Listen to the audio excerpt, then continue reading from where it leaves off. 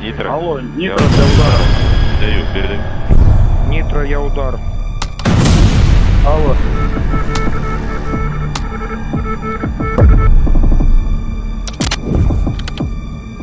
Шестой полк, пока не могу доложить, пока собираю. Ждали. Голова колонны. Попала в засаду. Командир полка. Будущность украинской государственности. И если это произойдет, это будет целиком и полностью на их совести.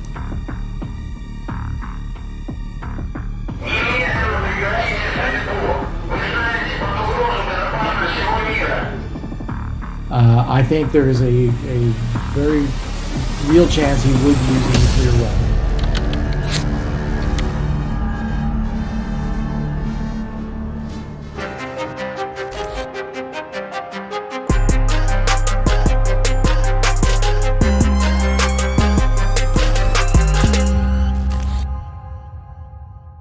안녕하세요. SBS 워싱턴 특파원 김수영입니다. 저는 지금 워싱턴 DC의 1차 세계대전 기념공원 앞에 나와 있습니다.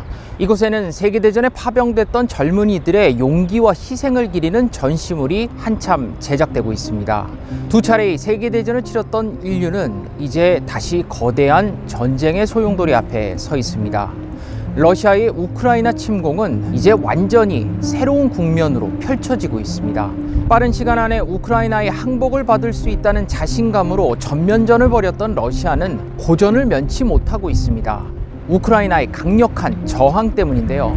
이 전쟁이 앞으로 어떻게 전개될지 예상해 보기 위해 중요한 인물들을 여러 명 인터뷰했습니다. 우크라이나에서는 공습이 계속되고 있는 키우에 있는 알리나 플로로바 전 국방부 차관과 레시아 바실렌코 국회의원을 화상으로 연결해 인터뷰했습니다. 미국에서는 우크라이나 특별대표를 지냈던 커트 볼커 전 주 나토 미국 대사와 스티븐 파이퍼 전 우크라이나 미국 대사를, 또 러시아에서도 안드레이 페도로프 전 외무부 차관을 취재했습니다. 국내 언론 어디에서도 볼 수 없는 주요 인물들을 직접 취재해 이번 전쟁의 전개 방향을 완전 분석해 드리겠습니다. 우크라이나를 침공한 푸틴 대통령은 중요한 계산 실수를 했습니다. 며칠이면 전쟁을 끝내고 우크라이나의 항복을 받을 수 있다고 본 겁니다. 자꾸 북대서양 조약기구 나토에 가입하려는 젤렌스키 대통령을 교체하고 친러시아 정부를 세우고 바로 군대를 귀환시킬 수 있다고 본 거죠.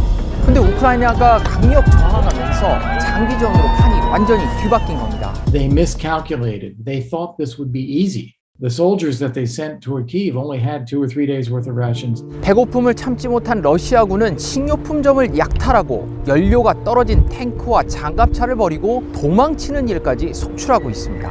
They obviously lack of food, they obviously lack of fuel, and they cannot build normal logistics. So that is why we are saying that the time is on our side. 심지어 점령한 지역에서도 우크라이나 시민들이 시위를 이어가며 저항하고 있어 러시아는 수렁에 빠지고 있습니다. 심지어 전사한 러시아군의 시신조차 수습하지 못하는 상황이 된 겁니다. The bodies of Russian sons and Russian husbands are lying on the Ukrainian ground, rotting. Ukrainian army has to pick them up because we are not savages, we are civilized. 미국과 나토 국가에서 지원한 스팅어 지대공 미사일은 헬기와 항공기를, 제블린 대전차 미사일은 탱크를 공격하는 데 엄청난 위력을 발휘하고 있습니다.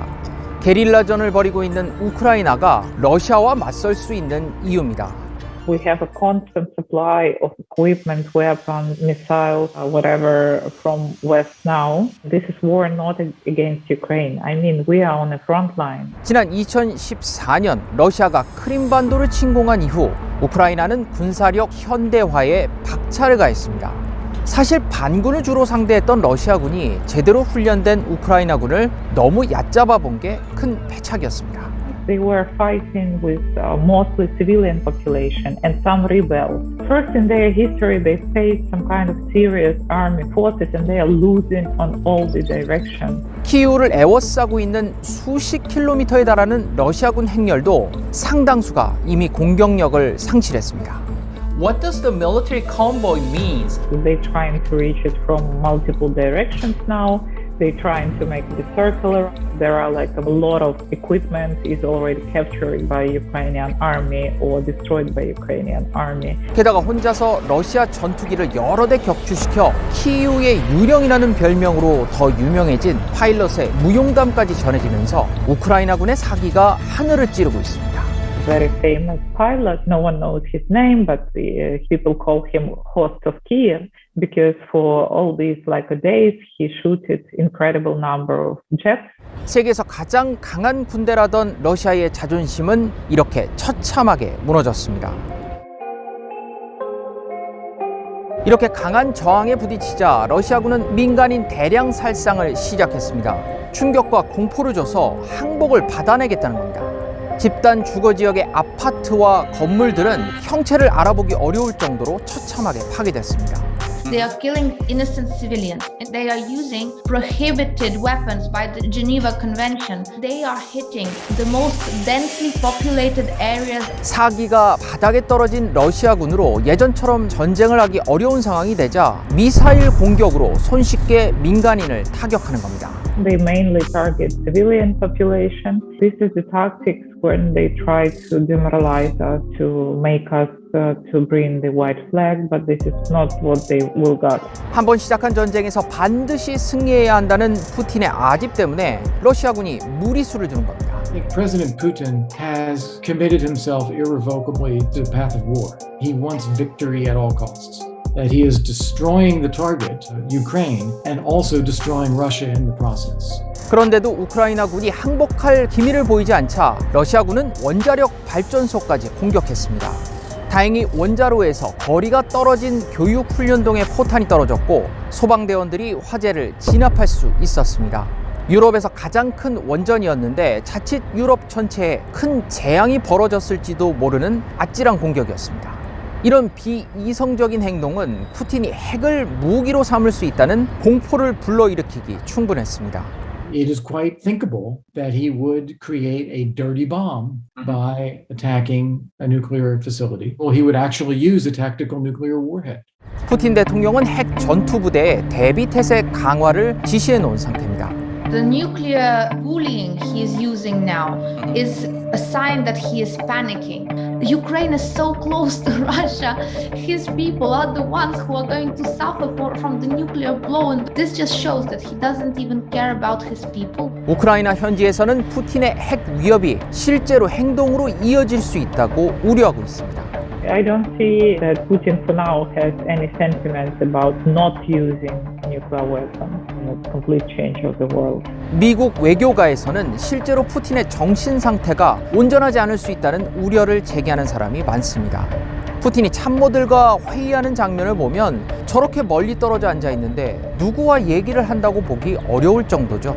제대로 된 보고를 받기도 어렵고 이렇게 코로나 팬데믹을 거치면서 현실 감각이 현저하게 떨어졌다는 겁니다. I think he has been isolated too much. I think COVID has left him maybe even a little bit paranoid because I think he's a germaphobe. All of this is irrational. I think these are the actions of a madman. 그런데 푸틴은 왜 이런 무리한 전쟁을 시작했던 걸까요? 2007년 독일 미넨에서 전 세계 정상들이 모인 안보회의가 열렸는데 이 자리에서 푸틴은 미국 중심의 안보 질서 재편에 강한 불만을 제기했습니다. Никто уже не чувствует себя в безопасности. Я хочу это подчеркнуть. Никто не чувствует себя в безопасности. Потому что никто не может спрятаться за международным правом, как за каменной стеной. 그러면서 옛 소비에트 연방의 영광을 재현하고 싶어하는 자신의 꿈을 밝힌 바 있습니다. 이 자리에 커트 볼커 전 나토 대사가 직접 있었는데 참석자들 모두 큰 충격을 받았다고 당시 분위기를 전해줬습니다. So it came out of the blue. And the rhetoric of Putin was quite harsh as well. So it also created kind of a visceral reaction of shock. And it is incontrovertible that this is his ambition now is to rebuild this Russian empire. 푸틴은 옛 소련처럼 위성 국가를 두지 않고는 러시아의 안보를 위협받는다는 생각에 집착하고 있었습니다. Russia still has this almost 19th century view that it needs to have this buffer zone between Russia and the West. They're looking at ways to bring Ukraine back into their orbit. I think is a certain degree of paranoia. 페도로프 전 러시아 외무차관도 우크라이나를 중립지대로 만들겠다는 푸틴의 목표는 명확하다고 설명했습니다. The goal is very simple: to neutralize Ukraine. This is the most important thing for him. 만약 러시아가 원하는 대로 우크라이나의 항복을 받게 된다면 어떻게 될까요? 주변국 가운데 나토에 가입되지 않은 약한 국가들이 바로 다음 목표가 될 가능성이 크다는 분석이 많았습니다. If he is able to consolidate power in Ukraine, I believe he would turn very quickly to Moldova and Georgia, also two former Soviet states that also want to be part of Europe. 이번 전쟁에서 우크라이나가 이렇게 강력한 저항을 할 수 있었던 건 죽을 각오를 하고 러시아에 맞서고 있는 젤렌스키 대통령 때문입니다. 그는 러시아의 침공을 눈앞에 둔 키이우에서 대피시켜주겠다는 미국의 제안에 우리에게 필요한 건 차편이 아니라 탄환이라는 명언을 남겼죠. 그는 우크라이나 국민들을 감동시켰고 저항의 구심점이 됐습니다. Although his life is in danger and he is standing up to all of this aggression all over the place. His sincereness plays a lot now because he is not like a well-experienced politics with interface, which is like a knife, but something different inside. 젤렌스키 대통령이 러시아를 자극해 전쟁이 일어난 거 아니냐는 일부 지적에 대해 바실렌코 우크라이나 의원은 이렇게 답했습니다. That is mad. It's 8 years since we have been invaded by Russia, which has illegally annexed Ukrainian territory. Russian aggression against Ukraine started back in 2014. Please remember this. 미국에서도 우크라이나와 연대해야 한다는 의견에는 여야가 의견 차이가 없을 정도입니다. 이렇게 미국의 여론이 움직이는데도 젤렌스키 대통령의 역할이 가장 컸다는데 이견이 없습니다. That he is a target, a direct personal target of Russian assassination teams, and he is vowing to stay in the country and lead his people and fight. Remarkable leadership. 대통령이 이렇게 나오니 우크라이나의 사회 지도층도 결사항전에 나서겠다는 의지를 불태우고 있습니다. I am a member of parliament. I have sworn an oath to my people and to my country. I want my children to grow up in a free and democratic Ukraine, not in the Russian Empire. 이번 전쟁이 장기전으로 돌입할 가능성이 커졌습니다. 어느 한쪽이 일방적으로 승리하기 어려워지면서 러시아와 우크라이나 모두 엄청난 희생을 감수하는 오랜 싸움이 이어질 수 있다는 겁니다. And this becomes a long and costly and difficult effort for Russia and costly for the Ukrainian population as well. 당장 우크라이나와 러시아의 협상에서 결론을 도출하기도 현실적으로 어렵다는 분석이 많습니다.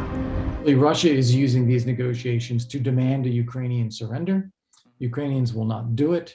Nothing is going to come out of these negotiations. 민간인 피해가 이렇게 계속 이어진다면 미국과 나토가 러시아와 직접 충돌을 피하겠다며 지금처럼 관망하기는 어려울 거라는 전망도 나옵니다. But if we see more massive and abusive killing of civilians in Ukraine, which I believe is likely, I would not rule out that NATO will revisit this decision. 그리고 푸틴이 그토록 싫어하던 나토의 동유럽 확장은 더욱 분명해졌습니다. More military assistance going to Ukraine and the deployment by NATO of more forces on its eastern flank. 힘으로 다른 나라의 영토를 빼앗고 민간인을 학살하고 대량 살상 무기를 사용하는 건 국제 규범 체계를 완전히 무너뜨리는 행위입니다. 러시아의 무력 침공에 맞서는 우크라이나를 국제사회가 도와야 하는 이유입니다. If the world, the global community does nothing to stop Putin, he will give incentive to other totalitarian leaders in nuclear countries to act the same because they will see there is no sanctions. There is nothing. 그리고 우리의 안보 상황을 다시 한번 점검해야 한다는 교훈을 주고 있습니다. That's obvious. We need you to learn our lesson, to look around and to be prepared to fight. 수렁에 빠진 푸틴, 그의 광기 어린 행보를 전 세계가 걱정스러운 시선으로 지켜보고 있습니다. 김수영의 워싱턴 인사이트는 여기까지입니다.